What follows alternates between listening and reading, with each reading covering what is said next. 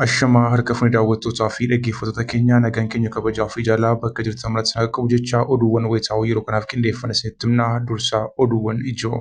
Irree fi gaachanni saba Oromoo waraanni bilisummaa Oromoo loltoota mootummaa Bilxiginnaa daaraa Botoroo taasisuu ifoomse. Waraanichi Arsii Bahaa Aanaa Sakoo keessatti lola geggeessuu maddeen gabaasaniiru. Jalqaba balballoomina oduu keenyaa irratti kan isin dhageessifnu ta'a. Bilxiginnaan miseensota isaa gaaffii faayidaa Oromiyaa kaasaa jiran qorachaa fi doorsisaa akka jiru hirmaattonni marii biyyoolessaa ifoomsan.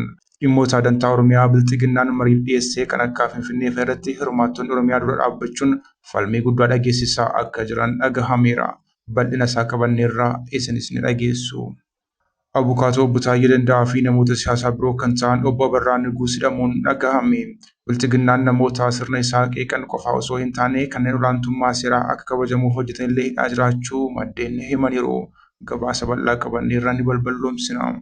TPLF mootummaan Itoophiyaa humna dafee qaqqabaa Sudaan Jeneraal Mohammad Hamdaan Dagaaloon durfamu RSF wajjin ta'uudhaan lixa Tigraay naannoo Sherinaa jedhamutti humna nageenyaa Tigraay irratti haleellaa raawwate jechuun himannaa dhiyeesse. Waraana kaaba Itoophiyaatti dhahee wajjin wal qabatee gabaasa bal'aa qabanneerraa ni balballoomsina. Biyyoonni Massaanuu fi ollaa Itoophiyaa ta'an dhimma Galaana Diimaa irratti gamtaa tolfachuun dhagahame.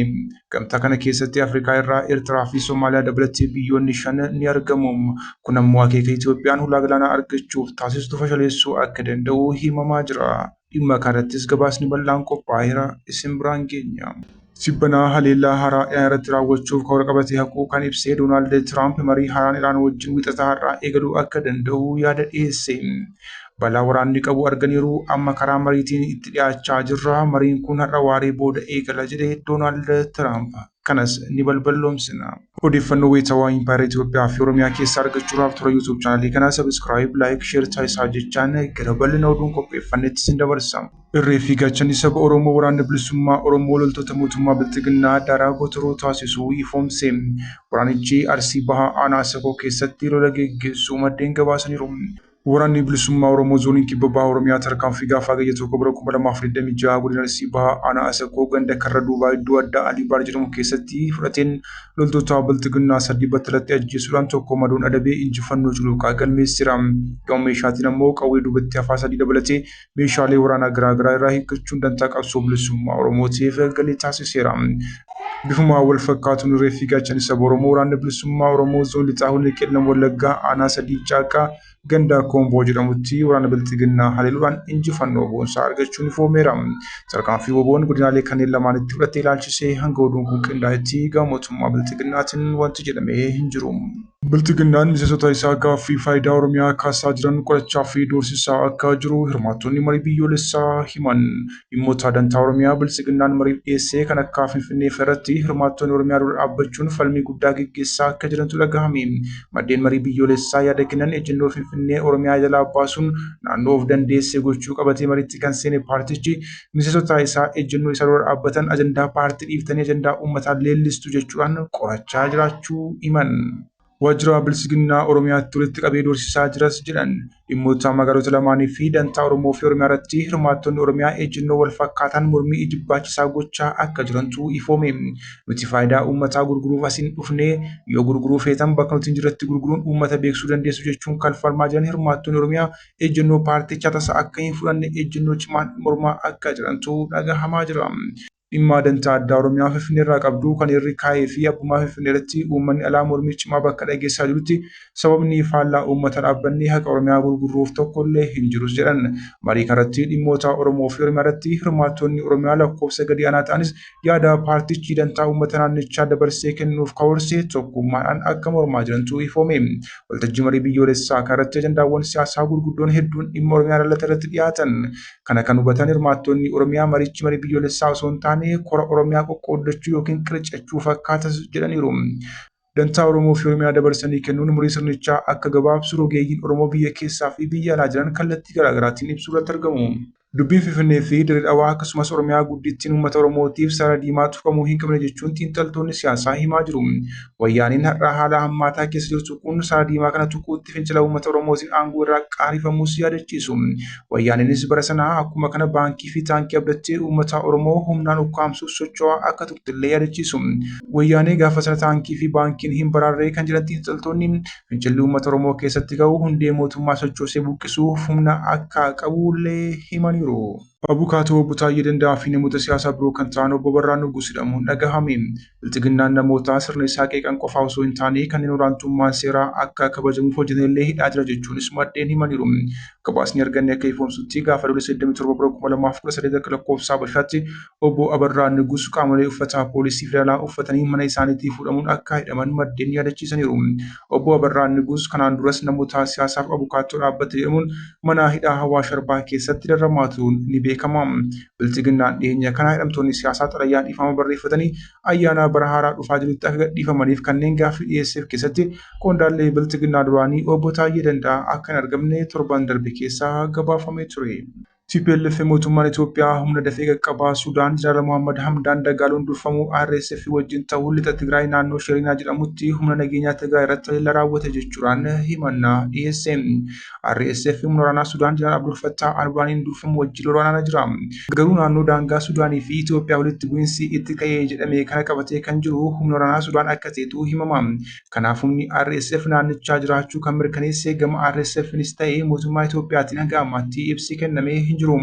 Himannaa TPLF karatti gama mootummaa Itoophiyaatiin hanga ammaatti wanti jedhame jiraachuu baatus walitti bu'iinsa sanbata darbee humna waraanaa Itoophiyaa fi humnoota nageenyaa Tigraay gidduutti mul'ate hordofee namoonni hedduun naannoo Tigraay irraa gara Sudaanitti baqachaa akka jiran AFP'n gabaaseera. AFP'n qaamolee nageenyaa Sudaan wabeeffachuun akka gabaasetti walitti bu'iinsa guyyaa tokko dura ture hordofee namoonni dhibbaan lakkaa'aman Tigraay irraa gara Sudaanitti ce'aniiru. Sudaan ofiiyyuu waraana miliyoonotaan qe'ee isaa irraa buqqisee qabdi.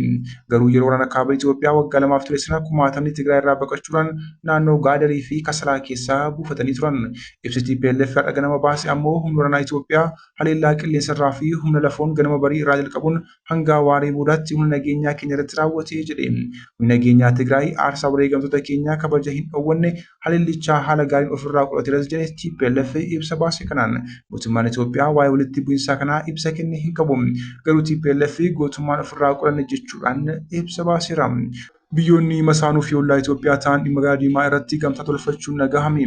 Gamtaa kana keessatti Afrikaa irraa Eertiraa fi Somaaliyaa dabalatee biyyoonni 5 ni argamu.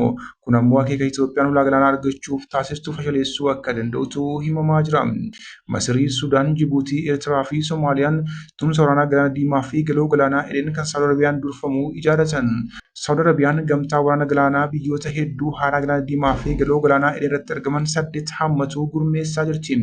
Biyyoota kana keessaa Masirii, Sudaan, Jibuutii, Eertiraa fi Soomaaliyaan kan keessatti argaman yommuu ta'u kunis wal dhabdee naannichaa fi gufachuun daldaltoota galaanarraa dabalaa dhufuusaa wajjin wal qabataa jedhame. Tumsi waloomaa kun Saawud Arabiyaa, Yordaanos, Yemenii fi biyyoota Afrikaa 5 kan hammatu yommuu ta'u ministeerri ittisaa Saawud Arabiyaa akka jedhetti kaayyoon isaa qindoomina biyyoota Galaana Diimaa daangessan gidduu jiru cimsuu fi sarara daldala Galaana Diimaa idil addunyaa daandiiwwan daldalaa fi inerjii akkasumas dantaa galaana waloo eeguudha. Gamtaan kun Galaana Diimaa qabeenya dinagdeetiif murteessaa ta'e darbaa Baab Ilmandabii fi galoo galaanaa Eden kan uwwisu yoo ta'u akka gabaasaa Business Insider Afrikaattis sararri galaanaa kun tilmaamaan daldala addunyaa dhibbeentaa 12 boba'aawwan gaazii uumamaa dhangala'aa fi daldala meeshaalee Awurooppaa, Eeshiyaa fi Afrikaa wal quunnamsiisuuf kan gargaarudha. Tarkaanfiin kun humna Saawud Arabiyaan caasaa nageenya galaanaa haaraa diriirsuu gochaa jirtuuf hirmaannaa Afrikaa kan dabaludha. Kunis haleellaa gareen Huutii kan Iraaniin deeggaramu Yemen keessatti geessisuu fi wal dhabdeewwan naannicha galaana sakatta'aa fi faana dhahaa jiran keessatti murteewwan argaman Galaana Diimaa fi Baab Ilmandabuu kan dabaludha. Tumsi waloo yaadame kun ibsa Saawud Arabiyaa olitti ibsame irratti kan hundaa'edha. Kunis marii adoolessa 30 bara 2026 bakka bu'oota waraana biyyoota 43 fi ergamtoota gamtaa Awurooppaa biraatti geggeeffame kan of keessatti hammatedha. Saawud Arabiyaan gamtaa kana dursaa fi teessoo waajjira muummee keessummeessite jedhamee kan eegamu yommuu ta'u caasaa bal'aan kun karoora waliin shaakala waraanaa odeeffannoo wal jijjiiruu fi hojiiwwan qindaa'an kan hammatu ta'uu danda'a jedhame. Saawud Arabiyaan hariiroo Itoophiyaa fi gamtaa Emireetota Arabaatiin kan mufatte yoo ta'u kanaafis biyyoota masaanuu Itoophiyaa ta'an wajjin hiriira tolfataa jirti jedhama. Tibbana haleellaa haaraa Iraan irratti raawwachuuf karoora qabatee haquu kan ibse Doonaald Tiraamp marii haaraan Iraanii wajjin wiixata har'aa akka eegaluu danda'u yaadachiise. Balaa waraanni qabu arganiiru amma gara mariitti dhiyaachaa jiru. Mariin kun har'a waaree booda eegalaa jedhe Doonaald Tiraamp wayita yaada kennu. Doonaald Tiraamp karoora Iraan haleeluuf baase gaaffii fi yaaddoo Iraanii fi biyyoonni bahaa giddu galeessaa dhiyeessan booda haquu miidiyaa hawaasummaa isaa Truth Social jedhamu irratti barreessee ture. Iraan yaada Tiraamp kanarratti haga yoonaa kana ibsa hin kennine. Doonaald Tiraamp marii nagaan waraana kana dhaabuun dhiyaateera jechuun yeroo garaagaraatti ibsaa ture. Garuu kun osoo hin ta'in hafeera. Doonaald Tiraamp ibsa isaa kana keessatti mariin Iraan wajjin geggeeffamu jedhu kun yoom akka xumuramuu fi eessatti akka geggeeffamu garuu ifa baasee hin addeessine. Kabajamtoota hordoftoota keenyaa odeeffannoo yeroo kanaaf qabannee dhiyaannee kana gaamatti hordoftan ture. Oduudhaan hanga walitti deebinutti nagaa ta'aa.